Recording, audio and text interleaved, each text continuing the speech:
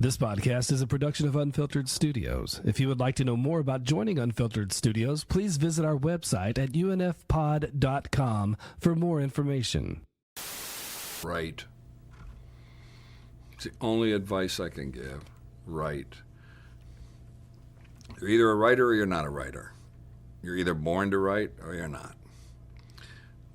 Age has nothing to do with it. I don't believe in ageism in writing, directing, any of that. I don't believe being too young has anything to do with it. You just have to write. I mean, like I say, I was 42 when I started doing this. And they're always saying to me, gee, I think I'd like to, I have a story idea, and I think I'd like to, tell it to, where do I do? And I said, write the script. Well, okay, I'm not sure I'm a good writer. And like I say, you're born to it. The other thing I'd say to any, not just writer, but anybody that wants to get in this business, is to just keep pounding your head against that wall until you break through. Just pretend you're a little sperm. You want to have a baby.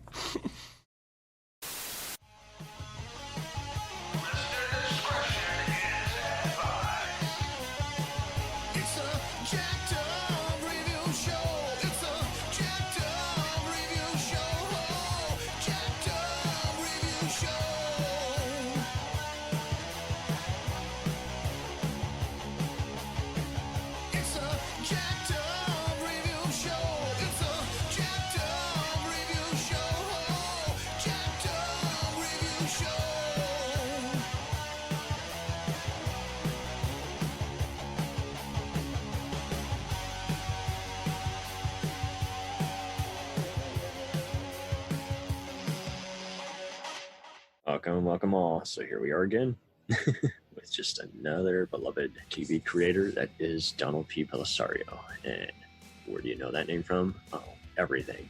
The original Magnum P.I, Airwolf, original Battlestar Galactica, Tales of the Golden Monkey, Quantum Leap, and of course the Jag NCIS franchise. Brief worked also on Black Sheep Squadron, as well as the pretentious religious thriller Last Rites with Zuniga, Tom Berenger. I don't recommend that. That's terrible. So he's also best known for serving in the Marine Corps from 55 to 59. He was a sergeant, and he created Quantum Leap, and even had a lot of his children become actors as well as nephews. Like McGee, the actor who plays McGee on NCIS, is apparently related to him somehow, so that's pretty cool. But he's even casually worked on other stuff like Quincy M.E., the original Kojak, and Tequila and Bonatti. Also had a courtroom show, First Monday, that briefly crossed over with Jag, like some of the same judges and Marine guys would show up. It made sense that he helped craft NCIS New Orleans, and his Quantum Leap star, Scott Bakula, was on both. But yeah, no, I mean, pretty much what he has down to a T is just casual mystery with just very funny characters. That's his signature. He's done it again and again and again. And even based, a lot of stuff off his real life, like characters he knew, like Magnum and Arm on Jag. Those were all actual aviators he knew. But yeah, it is kind of a shame that he basically just took off from NCIS, basically assumed that, hey, I don't like Harmon, so everyone else doesn't like him. It's like, well, it's not the case. Everyone likes the main NCIS character. And so it's just so wild. I've never seen any actor do that before, where they give an ultimatum to a studio and they say, you either keep me or you don't. But it's just so wild how one of them had to go and they just said, well, yeah, get rid of the creator. He's the one causing all the issue anyway. It's just so wild how he had no creative control, but in all fairness, I think it got a little less static than some earlier seasons went on. They just had way better writers who were able to create very captivating 5-parters at some point, just make you not want to turn off the thing. And it's like, yeah, that's what you got to do. Can't just be casual every time, You got to have a reason for everyone to tune in each week. So Belisarius is apparently based off the Roman general of the same name, Italian language variant. So it's wild. Got a few other people who are even actors. Patrick J. Adams is apparently one of the main leads on Suits. That's his son-in-law. So got quite a lot of family members in the industry. But it's got kind of an interesting look to him. Now he's just always got shades and just giant beard. He almost looks like a guy who plays Homer Simpson, but just giant beards. But yeah, he was even worked in the advertising department and has a bachelor's degree in journalism. So the Bellisario mainly comes from his Italian-American father and his Serbian-American mother. But yeah, so he's just worked with all kinds of people, including Lee Harvey Oswald, of all people, during his time in the Marines. So he's an interesting character. But despite being a little quieter lately, it seems like he's pretty cool and laid back. And he's even won a few different awards, including a Visionary Award at the UCLA Neurosurgery Visionary Ball, of all things. Interesting. Seems like he's a smart guy, and he played his cards for well, and he's a millionaire still. So good on him.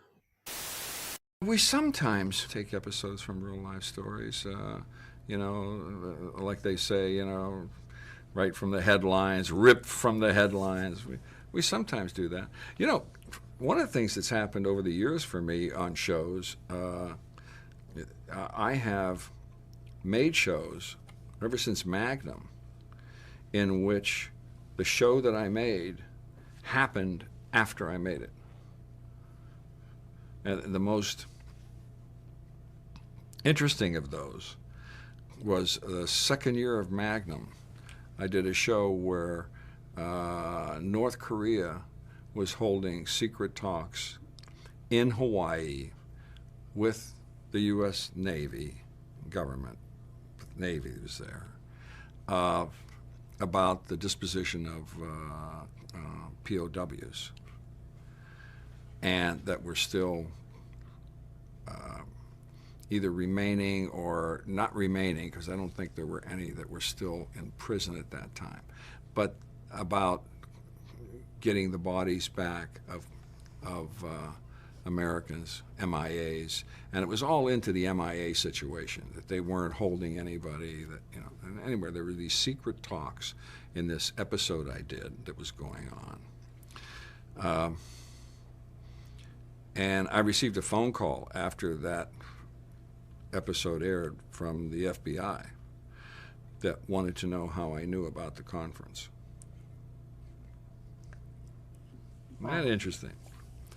When the pilot went down in Bosnia, that we went in and rescued, you remember? We were shooting that story when it happened. Now, a lot of this you can kind of figure out and say this is likely to happen, But I've had a lot of things happen like that through episodes where it's I'm not clairvoyant, but I think I just kind of look at things and the odds of something happening kind of happen back. It's not a crazy sign. That's the odds of something happening. And I put it into a show. We'll return after these messages.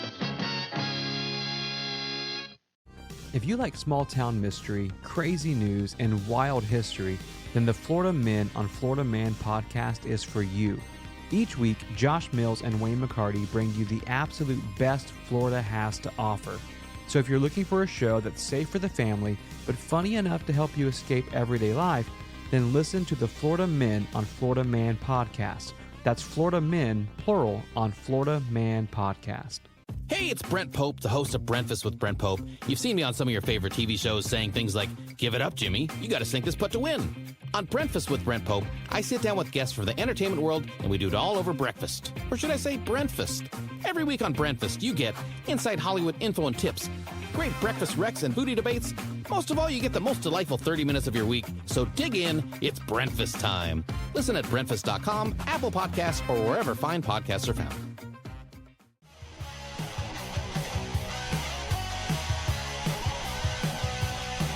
Follow us on the web on Facebook, Twitter, and Instagram The podcast is available on Podbean, Spotify, iHeartRadio, Anchor, Apple, and anywhere else podcasts are available.